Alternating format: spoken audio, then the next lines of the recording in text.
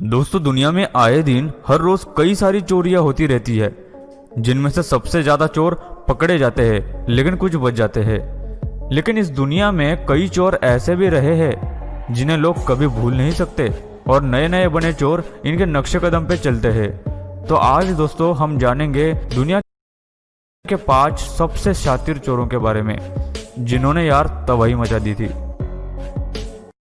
लेकिन उससे पहले ऐसे ही और वीडियोस देखने के लिए आप उस लाल कलर के सब्सक्राइब बटन को दबाकर उस बाजू वाली घंटी को भी ऑन कर दे। नंबर 5 पर है एंड्रे स्टैंडर। आंद्रे को उम्र के 31 साल आपराधिक तहकीकात विभाग में दक्षिण अफ्रीका के प्रमुख के तौर पर नियुक्त किया गया। पुलिस बनकर उन्होंने सीखा और समझा कि अपराधी किस तरह से अपराध करते हैं और चोरियां करते हैं। 1977 में आंद्रे ने चोर बनने का फैसला लिया। वो रूप बदलने में माहिर था। हर बार वो लंच ब्रेक के दौरान बैंकों को लूटता और बाद में उन्हीं बैंकों की तहकीकात करने के लिए वही पुलिस बनकर पहुंच जाता। 1977 से लेकर 1980 तक उसने करीब 30 बैंक लूटे, पर उसकी एक गलती के चलते उसके इस चेहरे का उसी के एक साथी को पता चल गया, जिसकी वजह से उसे जेल जाना पड़ा। लेकिन ये उसका अंत नहीं था। जेल में आंद्रे और 2 बैंक डकैतों से मिला और उन सब ने मिलके जेल से भाग जाने का प्लान बनाया। उसी के तहत वे सब लोग वहां से भाग निकले।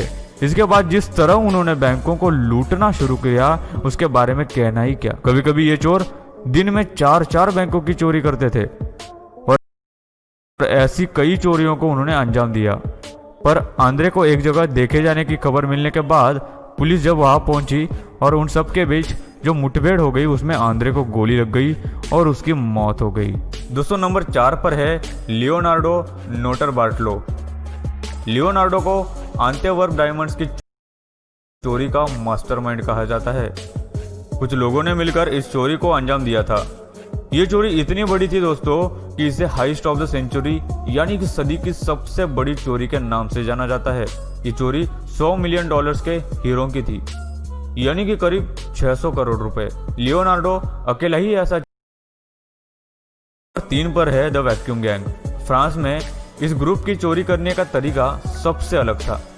यह ग्रुप सिर्फ सुपरमार्केट्स को ही लूटता था, और वो भी मोनोप्रिंस नामक सुपरमार्केट को। इस ग्रुप ने मोनोप्रिंस सुपरमार्केट की जो तिजोरी होती है ना, उसकी एक कमी को ढूंढ लिया था। उन्होंने पहचान लिया था कि इसमें ड्रिल करना काफी आसान है, और इसका फायदा उठा के इन चोरों ने वैक्यूम क्लीनर की मदद से एक मशीन बना डाली। किसी भी मोनोप्रिंस सुपरमार्केट में जाके तिजोरी को ड्रिल करके होल बना देते थे, और उस होल के जरिए वैक्यूम मशीन से सारे पैसे खींच लेते थे। 2006 से लेके आज तक इस ग्रुप ने अब तक ऐसे 12 सुपरमार्केट्स लूटे हैं, और ये पैसा है तकरीबन $8 लाख। इतना होने के बावजूद भी मोनोप्रिंस कंपनी ने अपनी तिजोरी के मॉडल को बदलने से मना कर दिया। पर चोरों की होशियारी इसी से पता चलती है कि इन्हें पकड़ने की कोई भी खबर अब तक नहीं आई है। दोस्तों, नंबर 2 पर है द स्टॉपवॉच गैंग। कनाडा में स्थित 3 लोगों के इस ग्रुप को यह नाम उनकी पहचान की वजह से मिला है, क्योंकि इस गैंग द्वारा किए गए बैंक चोरियों में इन्होंने अब तक 2 मिनट से ज्यादा समय किसी भी बैंक को लूटने में नहीं लगाया। 90 सेकंड के अंदर अंदर ये बैंक में चोरी करके भाग जाते थे, और उन्होंने कभी भी एक भी गोली किसी पे चलाई नहीं। यही उनकी खासियत थी।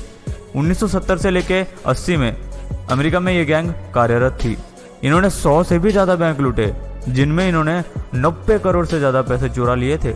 ये गैंग इनके पहली बैंक चोरी करने के बाद पकड़ी गई थी, पर छूट जाने के बाद ये अमेरिका चली गई और वहां वे पहचान बदल कर रहने लगे।